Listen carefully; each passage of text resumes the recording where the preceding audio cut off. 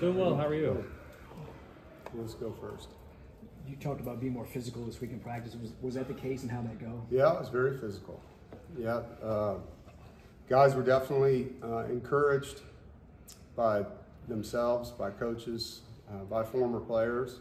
There's a certain brand of football that exists at NC State and it needs to be on the field, and it wasn't last week. And it starts with being a physical bunch of guys, and that's in essence the DNA. It starts with physicality. And so that was preached and talked a lot about. Obviously, our opponent believes in the same thing. It's going to be a really physical football game. And so Tuesday and Wednesday were that. They were really physical practices led by the players. They did a great job pushing each other, competing. Did a lot of good on good this week to get the speed of the game that we need to do that. So definitely put the work in. Is that something you can do every week or just periodically? It depends on the health of your team.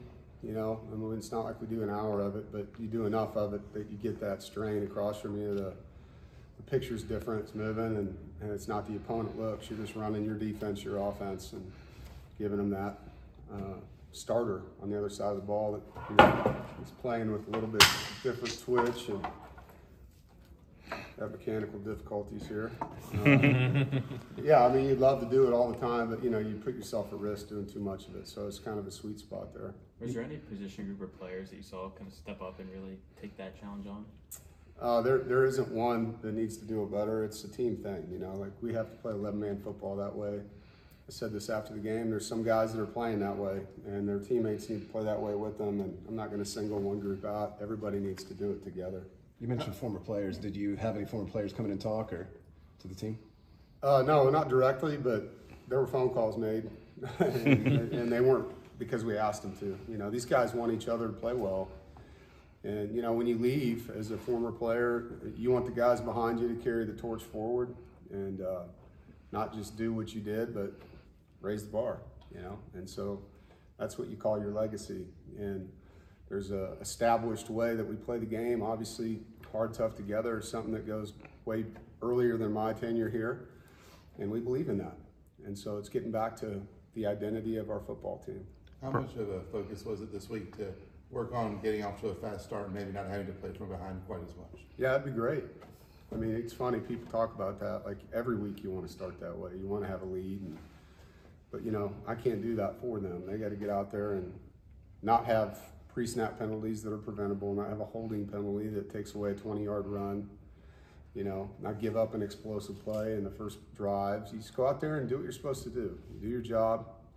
You do it with an intensity. You do it like you're the only guy on the field that can get this done. You play with that kind of demeanor and pride about your performance. And at the end of the day, they got to care a lot about their film. Their film is their resume. And as a coach, I look at that film as a reflection of my coaching. And so in both cases, we got to be better. It's a we, us, and ours venture around here. And I take it personal. I understand when we don't play well, it's a reflection. And I don't like that reflection. So I'm doing my part, to get this thing right. Now it's their turn to go out on that grass and fight for it. Brown at Northern Illinois is a terrific running back and clearly very loyal to his school. Yeah. But he also hurts you in the passing game. Good player. Anything you do with Sean Brown or any of the linebackers, just to be aware of where he is as a receiver? He's a good football player. I have a lot of respect for him, and obviously they use him well. They find matchups for him. You can't always do that. Sometimes you can. Third down's a lot easier to put who you want on people when it's a passing situation, but they get him the ball off of play actions and wheel routes off of run plays too. So, you got to use your rules, and guys need to know where he is. He's a very good football player. Is there anything different that you've seen from Coach Gibson in terms of the way he's kind of running things on his side of the ball in practice this week?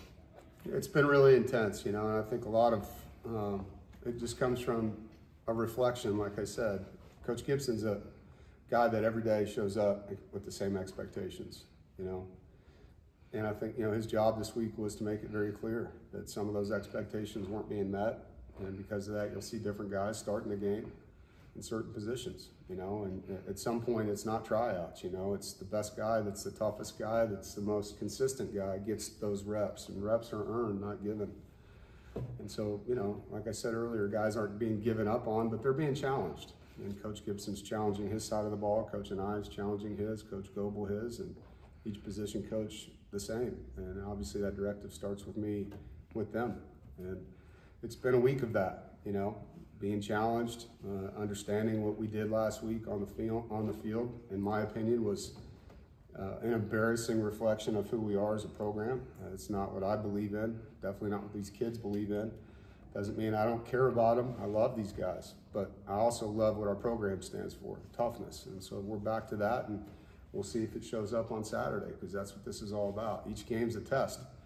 It's a mental test, a physical test, an emotional test. It's all that, you know, for a coach and a player.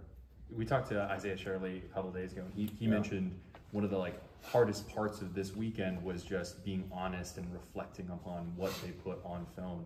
What were just some of the honest kind of reflections you felt as a team that you all had to really look in the mirror and see? It's ownership, you know. I mean, I think accountability starts with that. And as a coach, things that, you know, I'm seeing, not, you know, believing in transparency, also, you know, not demeaning, being very demanding, demanding more, demanding competition at certain positions, demanding the best that we can get out of each player, demanding the coaches deliver, you know, with what their position groups are responsible to do.